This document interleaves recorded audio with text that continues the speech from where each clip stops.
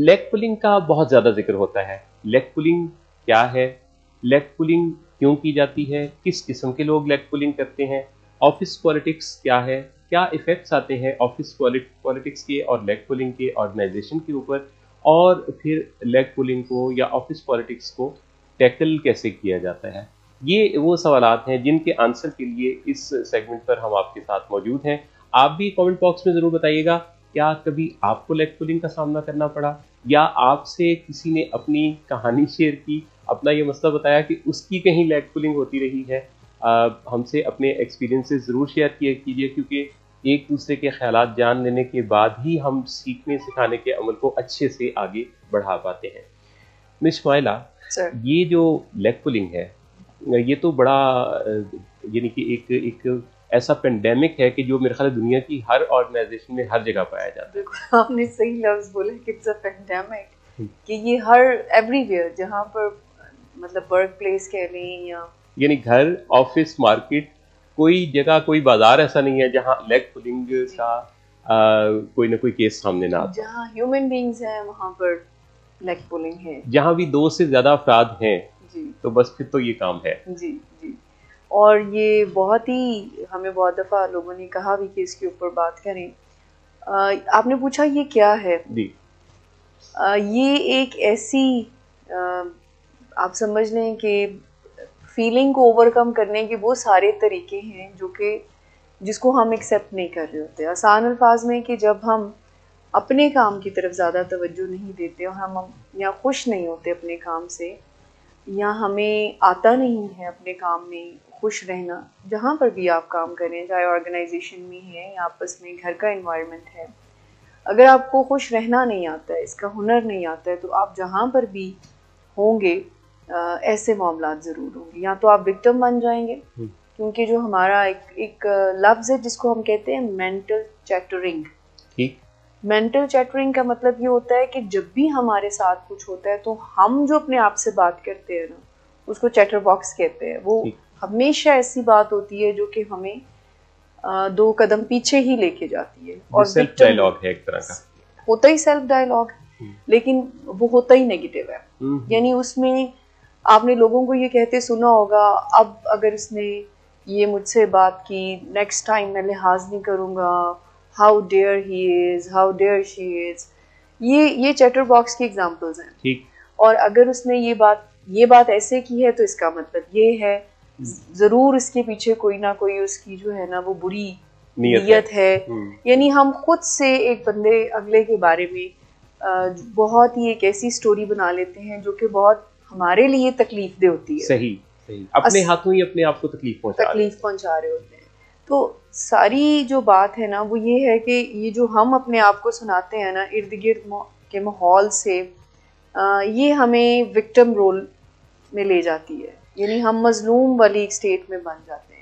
और इसके नतीजे में जब हम मजलूम वाले स्टेट में होते हैं तो हम दूसरे की भी लेग पुलिंग करना चाहते हैं। बिल्कुल बिल्कुल। क्योंकि हम खुद अपने आप को with the passage of time हमने अपग्रेड नहीं किया होता, हम अपने आप को इम्प्रूव नहीं कर रहे होते, हम अपनी स्किल्स को इन्हेंस नहीं कर रहे होते, अपनी परफॉर्मेंस को अपग्रेड नहीं कर रहे होते, जायज़ा नहीं ले रहे होते। और जब हम अपने पुराने तरीक़ों के मुताबिक किसी ऑर्गेनाइजेशन का हिस्सा होते हैं या किसी जगह होते हैं, तो हमें फिर जो दूसरा आगे बढ़ने वाला है वो हमें अच्छा नहीं लगता।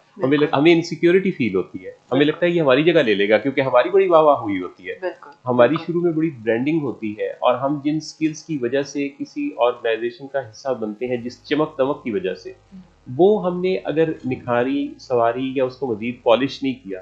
देखिए, हर चीज़ को पॉलिश करने की ज़रूरत पड़ती है उसकी चमक को बहाल रखने के लिए। तो अगर आपने वो नहीं किया तो फिर क्या होगा कि आप आहिस्ता आहिस्ता वक्त के तकाज़ों से जुदा होते जाएंगे, और आप अपने कॉन्सेप्ट्स कितनी तेज़ी से डेवलप होते हैं। हर कुछ अरसे के बाद सॉफ्टवेयर्स हैं वो अपडेट हो रहे हैं, एप्लीकेशंस अपडेट हो रही हैं, कॉन्सेप्ट्स नए आ रहे हैं। पहले काम मैनुअल होता था, अब कंप्यूटर पर, फिर कंप्यूटर के बाद सुपर कंप्यूटर्स हैं। तो ये सब कुछ अगर इसके साथ अपने आप को हम आहंग कोई नहीं रखेगा तो ज़ाहिर पीछे रह जाएगा।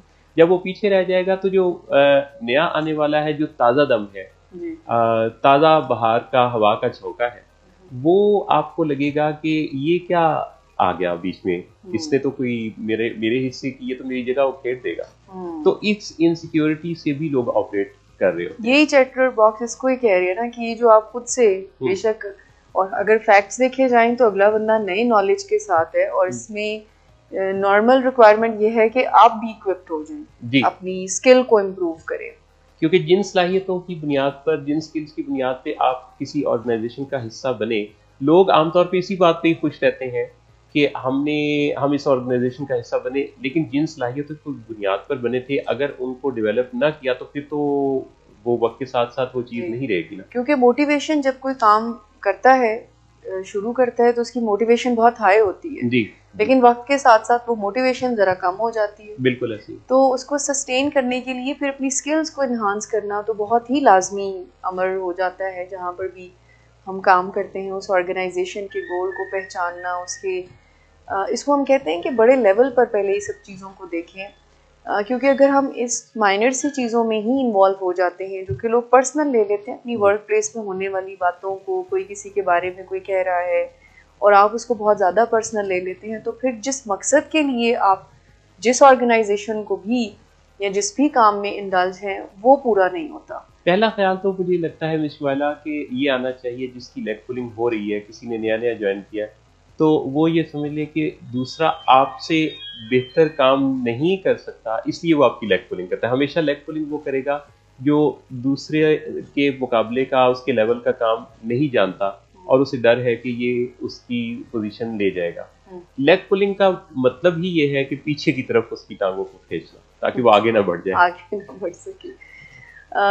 अपनी स्किल्स को इन्हांस करने की एनर्जी बाकी नहीं रहती है जब हम इस तरह की प्रॉब्लम में इंडल्ज हो जाते हैं, और इसमें सबसे बड़ा रोल प्ले कर रही होती है सुनी सुनाई बात जो होती है। यानी आपको ऑफिस एनवायरनमेंट में अगर कोई आकर ये कहता है कि आपके बारे में फलां बंदा ये कह रहा था, सो वहीं पे आपकी वो चैटरिंग शुरू हो जाती है और आप उसको ये रूल को फॉलो नहीं करते कि अच्छा जब मुझे कोई कहेगा तो मैं उसको फॉलो करूँगा। सो आप सेकेंड हैंड इंफॉर्मेशन के ऊपर ही अपने इमोशंस को इन्वॉल्व कर लेते हैं। राइट। और आप जब इमोशंस को इन्वॉल्व करते हैं तो आपके लिए काम के लिए एनर्जी नहीं रहती है इन सब चीज़ों के लिए। और मोहसिन साहब, इसका इतना इफेक्ट होता है जी कि आप जब दुखी होते हैं और आप काम करते हुए दुखी हैं तो आप घर में भी दुखी ही जाएंगे। बिल्कुल सही, बिल्कुल सही। और काम का ये नेगेटिव इफेक्ट जो है वो आपके घर के माहौल को भी खराब करेगा, आपके घर वालों से ताल्लुकात, रिलेशन, हर रिलेशन पर इसका असर है। हर रिलेशन पर।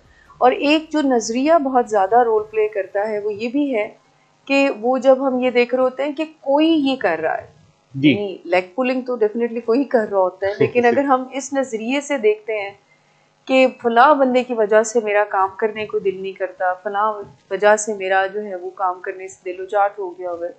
सो ये जो एक्सटर्नल चीज़ों को ब्लेम करना है, चाहे वो ठीक ही क्यों ना हो, आप उसको वाकई में परसीव इस तरह से करते हैं या अगला बंदा है ही बैड इंटेंशन के साथ, फिर भी अगर आप दूसरों के ऊपर इस चीज़ का ब्लेम करेंगे तो अगेन आगे बढ़ने के रास्ते ब्लॉक होंगे।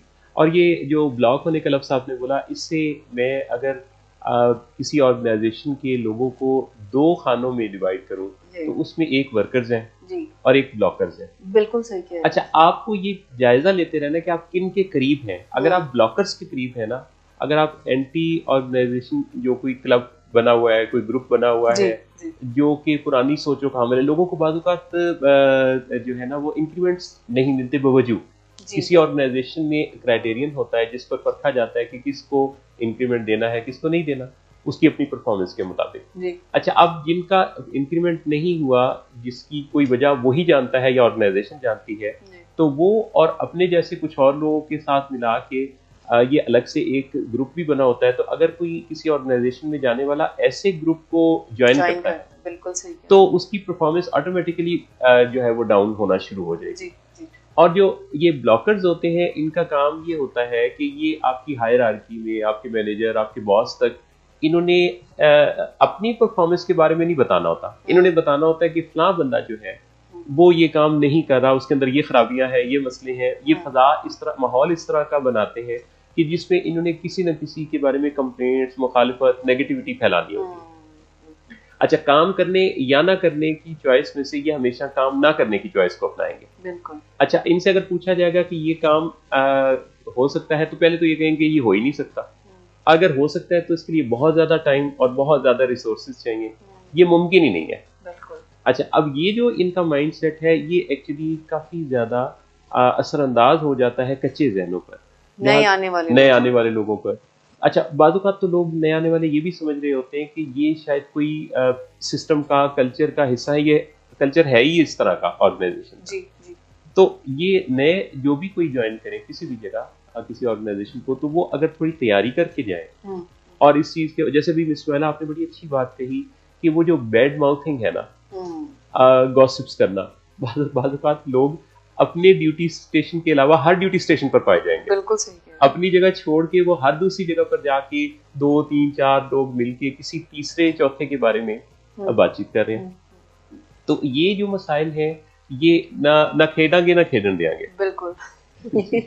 ये आपने बड़ी इम्पोर्टेंट बात की कि जो लोग नई हायरिंग होती है ना, तो वो अगर ऐसे लोगों के साथ मिल जाते हैं जो कि ब्लॉकर्स हैं या जो कि काम ना करने को डेस्टिनेटेड समझते हैं, कि उनके नज़दीक करना, आगे बढ़ना कोई इतनी ज़्यादा इम्पोर्टेंस नहीं रखता, और वो बहुत मोटिवेशन को ख़राब करते हैं। नए आने वाले लोगों के पास सबसे जो शानदार चीज़ होती है वो मोटिवेशन होती है, कि वो बहुत मोटिवेटेड होते हैं टू डू वर्क। और जब वो ऐसे ग्रुप के साथ मिलते हैं तो वो जो एक इकलौती चीज़ उनके पास, बिकॉज स्किल्स तो अभी उनके पास नहीं होती, स्किल्स तो उन्होंने डेफिनेटली ऑर्गेनाइजेशन में टाइम स्पेंड करके उसके रूल्स एंड रेगुलेशंस को देखकर ही अपग्रेड करनी होती है। तो वो जो एक इकलौती चीज़ होती है मोटिवेशन, जिसकी बुनियाद पर वो ज़रा एंथुसिस्टिक फील करते हैं, तो वो भी आहिस्ता आहिस्ता ख़त्म होना शुरू हो जाती है।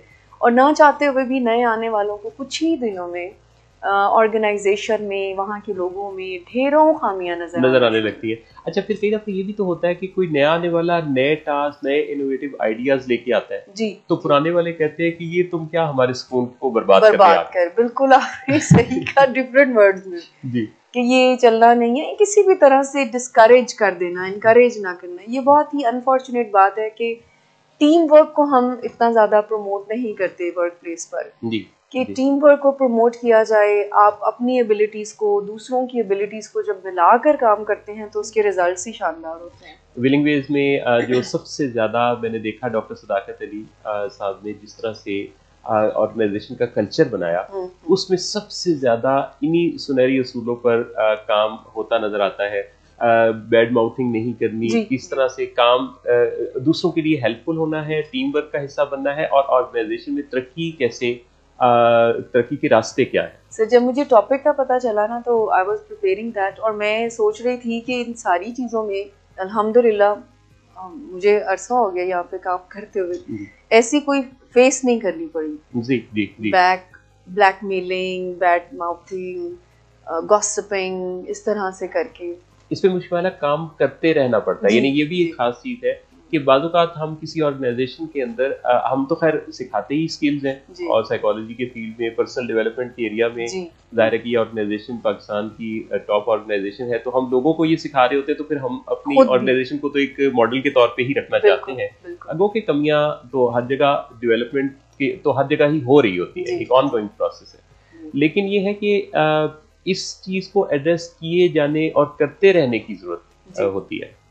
अच्छा, इसका इफेक्ट किसी ऑर्गेनाइजेशन के अंदर, हमसे लोग शेयर कर रहे होते हैं उनके इदारों में, ऑर्गेनाइजेशंस में बहुत बुरे इफेक्ट आते हैं इस चीज़ के, कि कोई अगर आपके सिस्टम के अंदर ऐसे लोग हैं जो कि ब्लॉकर्स हैं, नेगेटिविटी फैलाने वाले हैं, तो ऑर्गेनाइजेशन की ब्रांडिंग खराब होती है। बिल्कुल सही। अल्टीमेटली उसका जो एक इन्फ्लुएंस है, उसका जो एक गोल है, वो अचीव ही नहीं हो पाता। अच्छा, और ये जो लोग होते हैं जो कि नेगेटिव थॉट्स रखने वाले ब्लॉकर्स हैं, ये ब्लॉकर्स ये नहीं समझते कि अगर ऑर्गेनाइजेशन तरक्की नहीं करेगी तो ये कहाँ तरक्की करेगी। शायद मोहसिन साहब, उनका मोटिव या उनका गोल भी तरक्की करना नहीं होता। You are right. क्योंकि ये एक पर्सनल सी नेगेटिव ट्रेट है कि आप इसको रिजॉल्व करने के लिए आप दूसरों को ठीक कर नहीं सकते। यानी इसके लिए एक टेक्निक है जिसको हम कहते हैं नेगेटिविटी को न्यूट्रलाइज करना। अगर आपकी तरफ कोई नेगेटिविटी आती है और आपको इस तरह के ग्रुप का कोई पार्ट बनाना चाहता है, तो आप फर्मली इस बारे में कोई स्टेप लेते हैं कि नहीं, I will not be the part of this negativity. तो लेकिन वो सही आप नहीं कर सकते, because this can be the characteristic of the other person. अच्छा, टैकल करने की अगर हम चले के छोटे छोटे पॉइंट्स डिस्कस करेंगे, वो कि ये एक बड़ा वास्ट सब्जेक्ट है, उससे बड़ी डिटेल बात होनी चाहिए और हम करते रहेंगे वक्तन फवक्तन। अगर हम इसको टैकल करने की बात करें तो इस पर रिएक्ट करना, यानी अगर आपको की कोई लेग पुलिंग कर रहा है तो अगर आप उस पर रिएक्ट करते हैं तो दरअसल आप भी उसी पॉलिटिक्स का हिस्सा बन गए और आपने उसको जवाब दे के उस खेल में आप भी अब खिलाड़ी हैं। तो अब आप यानी अपने फोकस से डिफोकस होके अब आप उस तरफ लगे, तो जो उसका मकसद था वो पूरा हो गया। उसका मकसद यही तो था कि आपको अपने फोकस से हटा दिया जाए, सो वो हटा दिया उसने। तो आपकी पहली पॉलिसी होनी चाहिए इग्नोर करने की। मेरी दानिश में इसमें ऐसे लोग जो कि लेग पुलिंग करते हैं, चूंकि उनकी कुछ स्ट्रेंथ्स भी होती हैं, तो हम दानिशमंदी के साथ, हिकमत अमली के साथ उनकी उस ताकत को, स्ट्रेंथ को, तजर्बे को पहचानते हुए उसमें से बेहतरीन सीखें, उसको अप्रिशिएट करें। जब हम उन लोगों के लेग पुलर्स की स्ट्रेंथ्स को अप्रिशिएट करते हैं तो वो हमारे हवाले से थोड़े से पॉजिटिव होना शुरू होते हैं, उन्हें लगता है कि ये हमें एक्नॉलेज कर रहा है। तो उनके तजर्बात से हम सीख भी सकते हैं और उनकी आपके तई जो नेगेटिविटी है उसको काफ़ी हद तक हम टैकल करने में भी कामयाब हो जाते हैं। इनसिक्योरिटी शायद वो फील जो कर रहे होते हैं, तो अगर आप ऐसा बिहेवियर अडॉप्ट करते हैं कि आप अपनी वाइब्स ऐसी अपने एक्शन से उनको ये फीलिंग नहीं देते, उनसे सीखने वाली, उनकी एक्सपीरियंसेस जो हैं उनसे सीखने वाला एटीट्यूड रखते हैं, तो वो उनकी इनसिक्योरिटी को थोड़ा काम डाउन करता है, वो उतने इनसिक्योर फील नहीं कर रहे होते हैं। जो मैंने प्रोग्राम के शुरू में बात की ना, कि जो बात हम खुद से करते हैं जिसको हम चैटर बॉक्स कह रहे हैं या मेंटल चैटरिंग कह रहे हैं, इस पे काम करना बहुत ज़्यादा ज़रूरी होता है कि आप अपने से जो वर्क प्लेस पर या एनीवेयर बात करते हैं ना, इसको खास करके वर्क प्लेस पर ऑफ करना चाहिए। बिल्कुल सही। मैं का लफ्ज़ विक्टिम रोल में ना जाए, चीज़ों को ऑब्जेक्टिवली लें, बिल्कुल चीज़ों को स्ट्रेटेजिक वे में लें, बड़े लेवल पर बिग पिक्चर में देखें कि आपका इस वक्त इस माइनर सी चीज़ के ऊपर, इन माय ओपिनियन ये माइनर ही होती है, आपकी एनर्जी वेस्टर्स हैं ये जी। सो इस पे इतनी फीलिंग्स को इन्वेस्ट करना मेरी बिग पिक्चर पर क्या असर डालेगा, मेरी प्रोग्रेस पर, मेरी सक्सेस पर, मेरी ऑर्गेनाइजेशन में रोल पर, और अल्टीमेटली आपका जो डेवलपमेंटल स्टेजेस हैं उसके ऊपर क्या असर डालेगा।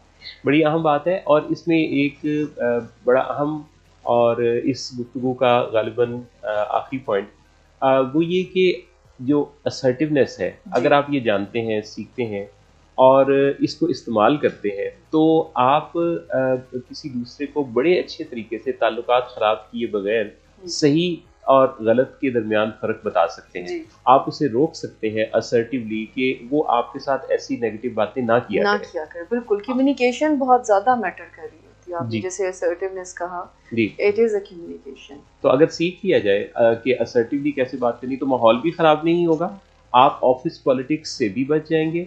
आप जिस वजह से किसी ऑर्गेनाइजेशन का हिस्सा बने हैं, आप उस वजह पर अपनी सलाहियतों पर काम करते हुए तरक्की भी खूब पाएंगे और ऑर्गेनाइजेशन में भी आपकी इस बात को आपके जो बॉस है उन तक आपके अल्फाज की आवाज़ नहीं बल्कि आपके काम की आवाज़ पहुंचेगी। एक बहुत इम्पॉर्टेंट और स्ट्रेटजी है जिसको हम सीख सकते हैं, स्किल रादर, वो ये कि how to deal with people, लोगों के साथ हम डील कैसे कर सकते हैं। और इसके लिए अगर हम इमोशनल इंटेलिजेंस के स्टूडेंट बन जाएं, यानी वर्क प्लेस पर भी हम अपने इमोशंस को इन्वॉल्व करते हैं, लोगों के साथ जब हम बात कर रहे होते हैं या लोग हमारे बारे में जब बात कर रहे होते हैं, तब भी हमारी इमोशनल इन्वॉल्वमेंट होती है। सो अगर हम पीपल डीलिंग सीख लें कि जिस हद तक हम इमोशंस को लोगों की बातों पे इन्वेस्ट करते हैं, इन माय ओपिनियन वेस्ट करते हैं, तो क्या ये फ़ायदेमंद है? या क्योंकि हम बहुत क्लोज रिलेशन में अपनी फीलिंग्स को अगर इन्वॉल्व करते हैं तो समझ आती है, लेकिन एक वर्क प्लेस पर आपका कोई ब्लड रिलेशन नहीं होता और वहाँ पर इतनी ज़्यादा नेगेटिव फीलिंग्स को कैरी कर लेना आप ही की शख्सियत को ख़त्म कर रहा होता है। सो अगर हम इमोशनली इंटेलिजेंट बन जाते हैं, हम अपने जज्बात को, दूसरों के जज्बात को, दूसरों की इंटेंशंस को समझ कर डील करना सीख जाते हैं, तो ये एक ग्रेट हेल्प है to avoid the politics or leg pulling and all that। बहुत ही शानदार। और अगर तीन चीज़ें मैं ब्लिंक करती हुई अपनी इस बातचीत में से निकालूं तो मेंटल चैटरिंग की बात आपने की, उसका जायजा लेना, असर्टिवनेस सीखना, इमोशनल इंटेलिजेंस सीखना, और इन सब बातों को फिर तैयारी करना भी और तैयारी करते रहना भी हमारी ज़िंदगी में बेहतरीन कामयाबी का ज़ामिन हो सकता है। अपने गोल्स को सेट करें, आप कहाँ पहुंचना चाहते हैं, और उस तरफ जो है वो ड्राइव करें, और ये छोटी मोटी हर्डल्स को डील करना सीखें। बिल्कुल सही।